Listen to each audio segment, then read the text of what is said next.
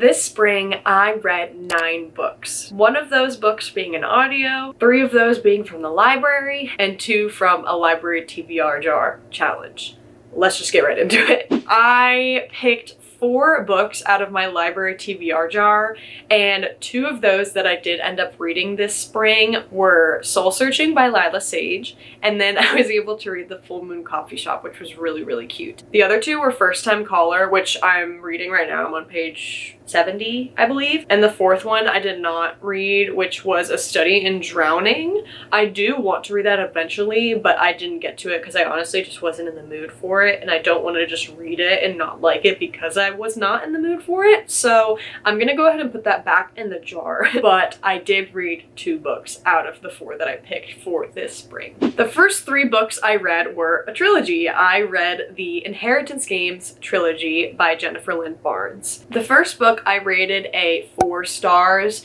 This is about a girl who gets an inheritance from a man she has never met, who's across the country, and she has no idea what's going on because she's just a high school student. So she flies to go to the will reading, where she realizes that in order to get this inheritance, she has to solve these puzzles and games that this man loved. So she has to try to figure out what is going on, why, 1, she deserves and is getting the inheritance, and also 2, solve all these puzzles and riddles, while 3, having to deal with the family who is not very happy that she got the inheritance. So that's fun. There's a sprinkle of romance in it, and this is YA with some mystery and puzzle solving and all the things. So this one's 4 stars. The second I rated a 4.5 stars. This was my favorite out of the 3. Highly, highly recommend. If you read the first one and you're kind of like, okay, this is all right,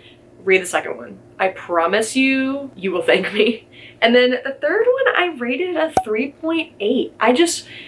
I think that it was good. I just don't like how one of the characters turned out, because he had really good character development, and then in this book it just fell flat. And it didn't really make sense to me because he made a choice that just straight up did not make sense. So that's kind of why this one fell flat for me. The next book I read this spring was The Only One Left by Riley Sager, and this was also my first 5-star read of this spring. Oh my goodness. If you have not read Riley Sager and you love thrillers, please pick up one of her books. I had never read her before, and I loved it. It was full of twists and turns, and seriously could not figure out what was going to happen at the end. You are following a girl who becomes a caretaker for Miss Lenora Hope, who apparently killed her family when she was very young. That's all I'm going to say.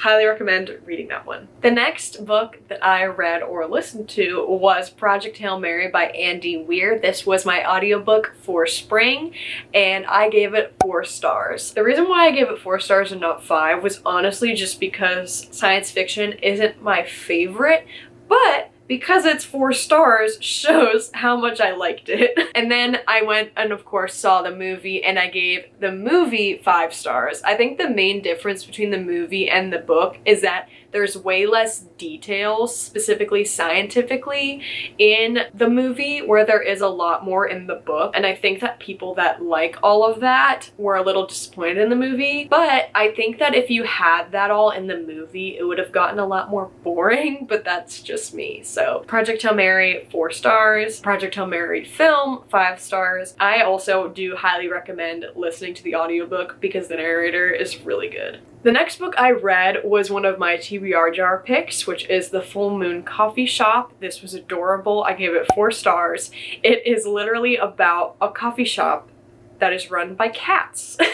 And I was so excited to read it. It's really, really short. It just had some really nice life advice, and it tied itself into astrology a little bit too. So if you like astrology and you like cats, I would definitely recommend The Full Moon Coffee Shop. Then I finally read The Weaver Bride by Lydia Grigovic.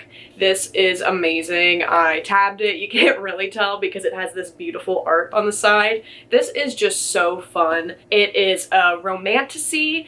I would almost say instead of enemies to lovers, which I thought going into it, it's more of like a unlikely colleagues turned romance, if that makes sense. I wouldn't say that they're full-on enemies right at the beginning, but this is really good. The next one comes out very soon, and this is going to be a duology. So if you want a fantasy romance that will be a duology, I highly recommend this. And the romance in it was really, really cute, and there's no spice. So if you need a book that does not have spice, this is a really good option. My next read was also a library TBR jar pick, which was Soul Searching by Lila Sage. I gave this 3.5 stars.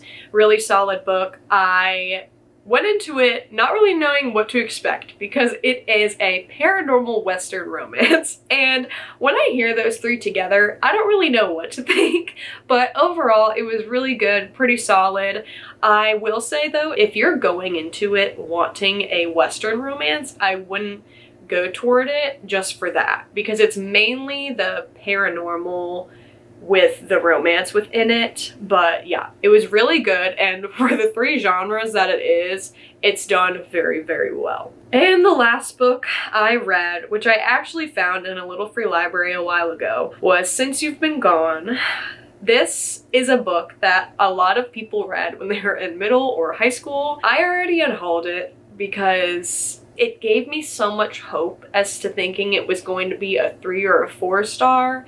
And then the way things happened just disappointed me. So I ended up rating this at 2.75. I'm sorry. And I know this is a lot of people's favorites from middle and high school, but I think overall it's really fun. It's just also long. It's almost 500 pages, I believe. I ended up doing half of it on audiobook because I knew it was really long, but there are really, really funny moments. There's some romance in there. Essentially what this book is about a girl in high school whose best friend and her family disappears, and she leaves her a list of things to do over the summer. So our main character is basically thinking that if she completes this list, she will be able to uncover where her friend is and be able to find her. The main character has really, really good character development, which I will give props to this, because at the beginning I was kind of annoyed with the main character, but then she got really good. So anyways, that is my thoughts on Since You've Been Gone. Okay, those are all the books I read this spring. If you guys have read any of these, let me know down below, and I hope you guys have a great rest of your day. Bye everybody.